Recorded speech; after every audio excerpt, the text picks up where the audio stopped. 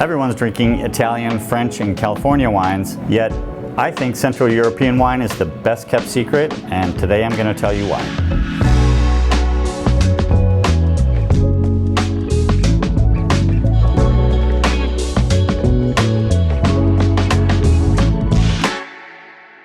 I'm John Stanley, and I own Stanley's Wet Goods, a wine bar and wine shop in Culver City, California. And this week I taught a class on Central European wines, and today I'm just going to share you some of the wines that we poured through and tell you why Central European wines are the best kept secret in my mind right now for drinking great wines. There is an immense range of expressions of wine from Central Europe, and bear in mind the winemaking tradition here is incredibly old, literally millennia of winemaking, but certainly centuries of winemaking heritage that continues on through this day. So you have a region that is very rich in wine history and heritage, and mix that in with some younger winemakers who are kind of not paying attention to all that and making some fun and exciting new wines. And it's just a really fantastic place to explore wines, and to top it all off, the value is incredible. So none of the wines that we are going to be showing you today are over like $35, and it's just, yeah, the expressions in the glass are stunning. I'm going to start off with this wine. The grape is called Sipon, but if you're familiar with a grape called Firment from Austria or Hungary, it's a very famous wine in Hungary for making Tokai wines. That is what Sipon is. If you're thinking about sweet wines from Hungary and trying to equate it to this, it's not the case. This is a very crisp, dry white wine, and this is from Slovenia. So this is a country just tucked in kind of near Italy and underneath Austria. Beautiful, really crisp, expressive, fresh, all kinds of like peach and pear notes coming out, but there's some floral elements. Just really cool wine. $24 for a really great white. Moving on, we're now going to Slovakia, and this is Marvlo Tindo, one of my favorite kind of more experimental newer wineries that we've run across, and this is called Proza. And so this is technically an orange wine because it's a blend of about 4 different varietals: Riesling, Welsh Riesling. There's a grape called Lianka that's indigenous to the region that we also have another orange wine made from, and Tramin, which is like a aromatic varietal. And so they blend all this together. There's several weeks on the skins, but it doesn't really drink like a heavy or tannic orange wine. It's more like a textural white, and so we just have it in our white section. But again, just really expressive, kind of bold, but yet drinkable wine. Super interesting. They make some fantastic reds that we have from time to time as well.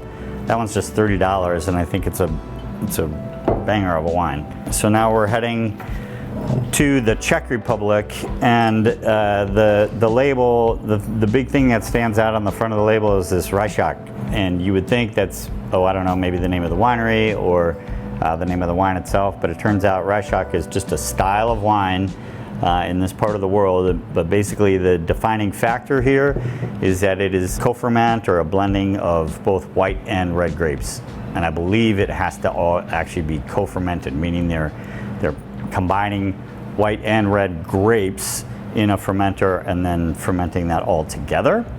And so this comes out as being, in the LA vernacular, like chillable red, I suppose you could say. But the wines that I've run across, and this is a perfect example, they have a lot of depth to them, so they're very light in the glass. It looks almost like a copper-tinged rosé. But there's just layers of these kind of herbal, savory notes along with this really expressive and beautiful fruit. So I think this is one of my favorite wines of the year, actually. And that one's another $30 gem, again from the Czech Republic. Jaroslavo Šiška is the winemaker here. A lot of grapes that you've never heard of, winemakers you've never heard of. Labels don't make sense. Don't worry. It's definitely worth the adventure, and you won't be disappointed.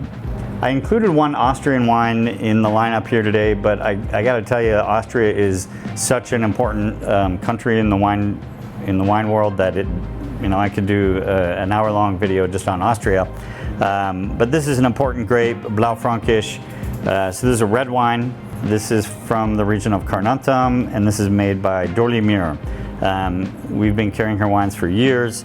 Really beautiful, more elegant style of Blaufränkisch, because these wines can be quite saturated and kind of tannic and heavy.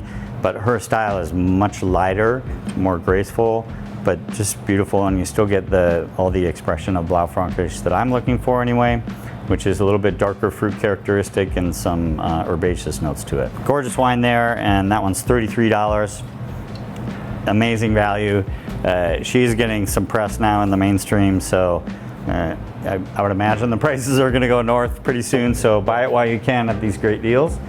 All right, moving on. So we are going back to Slovenia, and I've got a couple different versions of a grape called Rafosk. So this is a very traditional red varietal. And what's interesting about both like Croatia and Slovenia that I've noticed is that it's a bit of like, what do you say, like the wines that are at the extremes. And so I didn't show any white wines from Croatia, but those tend to be like really bright and crisp, and they're absolutely perfect for seafoods and things like that. A lot of course, Croatia is right on the coast of the Adriatic, and so their white wines are just like really like light and ephemeral. But then when you get into the red wines, they tend to be just like really bold, saturated expressions. And Rafosk is one of the traditional grapes that they work with. And so we have two different versions of this right now. This one, the Zarl, is very traditional. So this is intense, bold, tannic, all that. It's really beautiful in that it's balanced and there's enough acidity to kind of lift the wine enough that it's enjoyable. But then we also have this one called Easy, which is a lighter maceration. It's just a bit more, I don't know, I guess you could say modern or drinkable style of Rafosk. They're both really enjoyable to me, and I think they're both like in the 20s for price. So really good value, and another grape to explore and check out and learn about. And then lastly, we're going to Croatia. So it's a bit of a similar personality to Rafosk, but this wine is called Plavac, or Plavac Mali. If you're doing barbecue, if you're having any kind of meat dishes, things like that, it's really gorgeous. So here we got like wild herbs, more woodsy kind of vibe on the aromatics, and it's very expressive aromatically. And the palate doesn't really match the aromatics. But to me, that's a sign of a good, interesting wine. So it's got these like brambly, like black fruits on the palate, and quite intense, but there's still, again, some lift to it that makes it really enjoyable and drinkable.